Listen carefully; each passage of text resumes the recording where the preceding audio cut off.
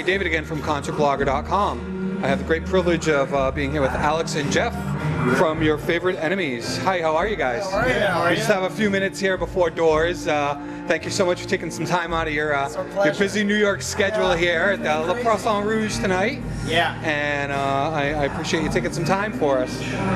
First of all, I feel like a visitor to a whole other world with you guys. You've got, I thought I was coming to cover a band, and I didn't realize how much of an ecosystem you really have. You have all these different people to make this happen, and it's like you have a great big fan base. You have a lot of fan interaction going on.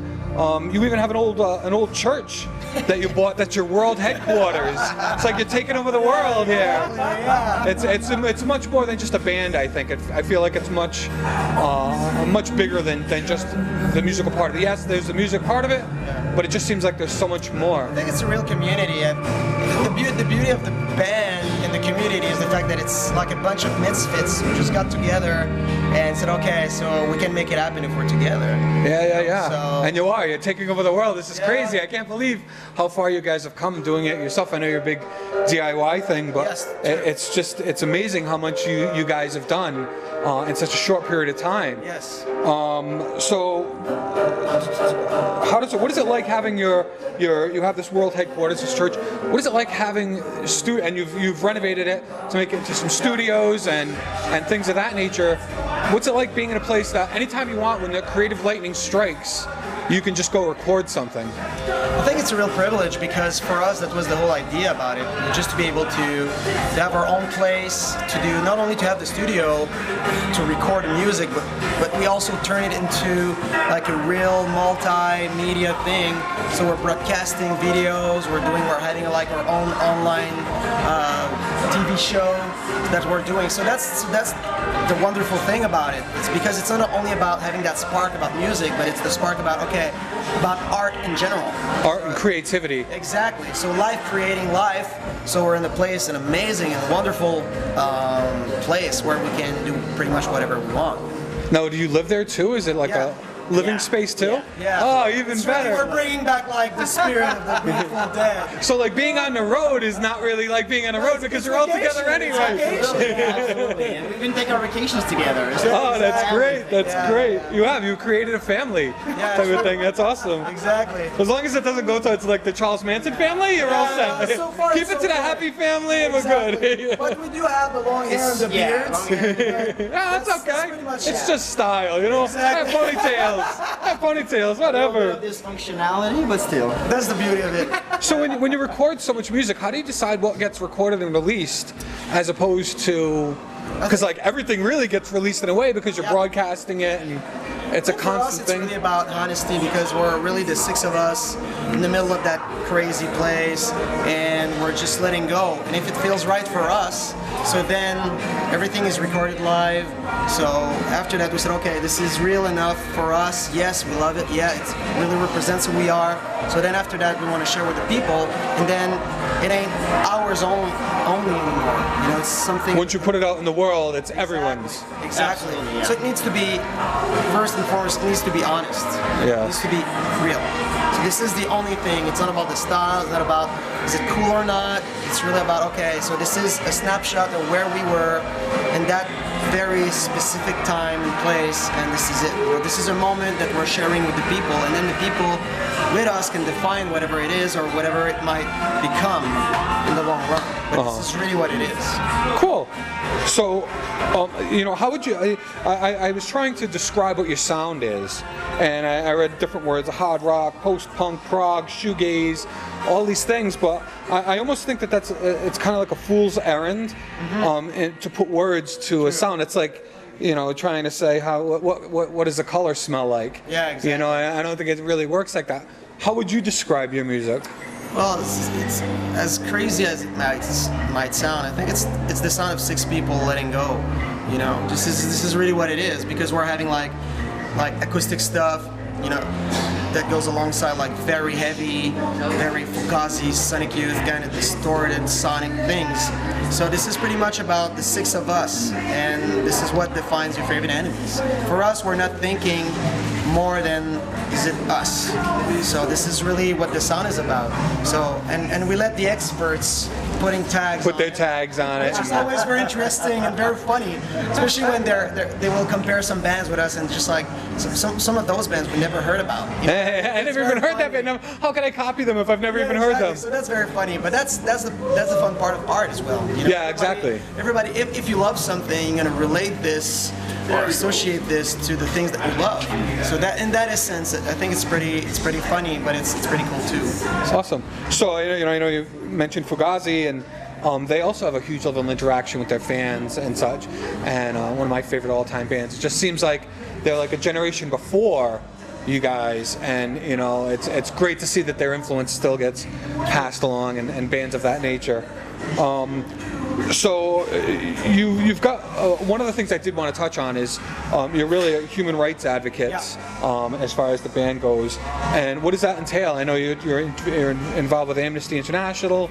You have your own Rockin' Rights. Rockin' Rights. What does that entail? How does the band interacted with that? I think for us it was very important just to add our voices to so many others that might be louder than ours, but at the same time, when you've got like a different variety of colors, you can reach out to different people. So that was very part of the fundamental of the band. It was very the fundamental element that really started this whole band. So Seth was the lead guitar, and we met. We were really starting, like being social workers. So that whole idea of community and reaching out, helping others. We're coming from very humble places, so we don't have like a very rich daddy like injecting money. I would have loved.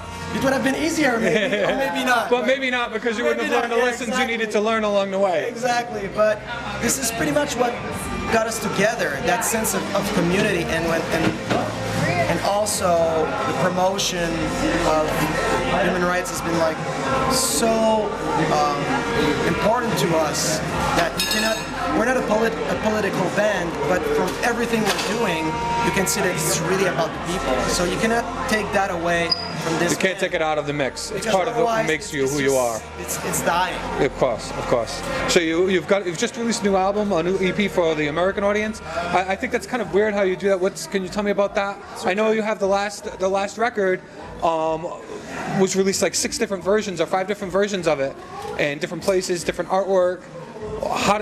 Why do you do that? Well, good question. Very good question. Yeah, Well, it's not based on financials. well, as this interview started, it's all about for us creativity. And we're very fortunate to be surrounded by such amazing artists and great people, and also we've always been thinking like local but global. So we've always been in touch with people that comes from Germany, from Japan, from China. We've been able to tour a lot in those countries, so meeting the people. So we always wanted to, give a vision of the album that was more colored with what we've been living and sharing according to those places we've been visiting. And for us, each place is different. Absolutely, so different. It's a journey. Oh yeah, it's a journey. And having the chance to meet all those people, to live and sharing with them about their dreams, about their failures, their hope, their depressions, and same with us, it creates some sort of a dynamic that is just through music led us to expose so much. It's just, I don't know, some sort of a collective journey where each and everybody can just find a little bit of its own in there. Especially that we've been able to tour so much in those places that some of those songs had like a different angle. A different vibe from that we're playing place. in Japan, or we're playing in London or whatever. So this is, you can feel an angle that it's really, really specific. So that was that vibe that we brought into the studio when we were doing the same thing, recording live, or we're doing like impros, and some of those songs, we might never play them the same. This is really what this whole thing is about. Yeah. Exactly. Okay, good. So now speaking of tour, you're on tour now. with and you'll know us by the Trail of Our Dead, or the Trail of Your Dead, the Trail of the Dead. I always get that wrong. What's next for you guys? What else? This tour is almost wrapping up. Yep. And then what's next? What's going on this summer? And any ideas? Yeah, we have festivals up in Canada where we're from. We're from Montreal actually, so it's Go Habs, go Expos. Yeah. That was the first thing we bonded about. A little Yuppie action. And ever since the album was released more than 2 years ago, we've been traveling around the world so much, but never at home. So you're trying to spend a summer in Canada this year? Yeah, the first time we're going to spend a little bit of summer out there and have a good time. And we're actually planning what's going on during the fall, and hopefully going to come back here and keep going in the States. Keep going. Having such a great time. The people, the reaction, the community is beyond words. Off the charts. Oh yeah, Exactly. exactly. We're Awesome. having so many projects as well, so that's the perfect timing for us to dwell into them and to really give the angle that we want to give them as well. Of course, of course. Awesome. Well, thank you so much for your time. I really appreciate it. I look forward to the show tonight and getting some good pictures. And you have a great light setup. I noticed that already in sound check. There's some great lights things. I love that. The photographer in me loves those lights. So thank you so much for your time, and we'll see you out there on the road. Awesome. Thank you guys. Thank you very much.